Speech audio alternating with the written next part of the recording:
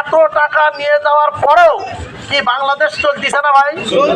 তাহলে বোঝা যায় যে আসলে বাংলাদেশের টাকার অভাব নাই, সম্পদের অভাব নাই, অভাব হলো সুষ্ঠু বিলি বন্টনের অভাব, নেতৃত্বের অভাব। আছেন বাংলাদেশ জামাত ইসলাম এই জায়গায় ইনশাল্লাহ নেতৃত্ব এবং সুষ্ঠু বিলি বন্টনের জায়গা নিশ্চিত করতে পেরেছে। তার প্রমাণ দুটা মন্ত্রীত্ব তারা আপনাদের সামনে উপস্থাপন করেছে। আমি আপনাদের প্রতি উদাত্ত আহ্বান রাখতে চাই, আসেন এই 53 বছর তো আমরা এক এক করে অনেক কিছুই দেখলাম, পরীক্ষামূলক ভাবে হলেও একটাবার আপনারা জামাত ইসলামকে দেখার জন্য আপনাদের প্রতি উদাত্ত আহ্বান রাখি। আমি আপনাদের প্রতি দৃঢ় কণ্ঠে বলতে পারি, বাংলাদেশ জামাত ইসলাম যদি ক্ষমতায় যায় ইনশাল্লাহ আশা করি আপনাদের আর ন্যায় অন্যায়ের বিরুদ্ধে এই স্লোগান দেওয়া লাগবে না, চাঁদাবাদীর বিরুদ্ধে কথা বলতে হবে না ইনশাল্লাহ। আছেন আমরা সবাই মিলে আমরা একটা ইনসাফপূর্ণ সমাজ গঠন করি।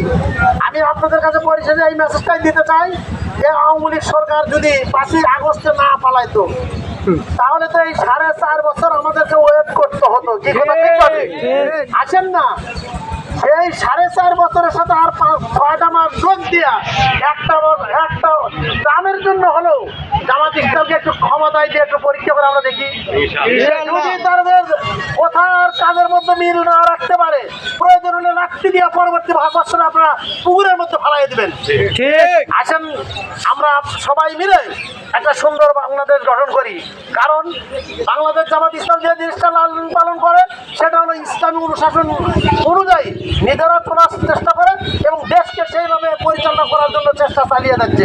আপনাদের কাছে আমি এই মেসেজটাই দিতে চাই যে ইসলাম আর সন্ত্রাস এক জায়গায় থাকতে পারে না। যেখানে সন্ত্রাস আছে সেখানে ইসলাম নাই, আর ইসলাম আছে যেখানে সন্ত্রাস নাই সেখানে। এই জন্য আমরা স্লোগানে আমাদের আগে স্লোগান ছিল, এই স্লোগান যদি বন্ধ হয়ে গেছে।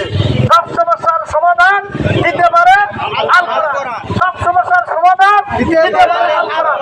আছেন আমরা সর্ব জায়গায় সর্ব অবস্থায় সব জায়গায় স্লোগান দেখি, সব দেখা শেষ। এবার দাঁড়িপাল্লার বাংলাদেশ, দাঁড়িপাল্লার পক্ষে গণজোয়ার তৈরি করার উদাত্ত আহ্বান থেকে আপনাদের সবার সুস্বাস্থ্য দীর্ঘায়ু কামনা করে আপনাদের জন্য দোয়া করে আমার কথা এখানে শেষ করছি। আসসালামু আলাইকুম ওয়া রাহমাতুল্লাহি ওয়া বারাকাতুহু।